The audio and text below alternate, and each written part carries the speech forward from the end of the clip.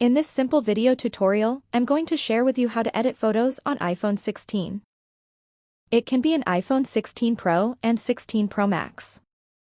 Now let's say this is the photo you want to edit. Simply tap into the photo to access all these editing features.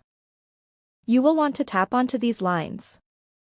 Now to crop your photo, select on crop and you will have to resize your photo to your own preferences.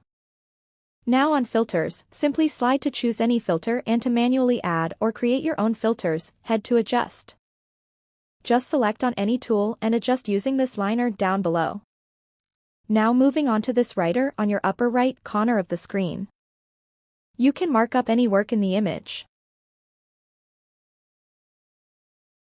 Now lastly, tap onto the three dots, still on your upper right to copy edits and just paste them to another image. You can also save the edited image as a duplicate and also undo change brilliance as well.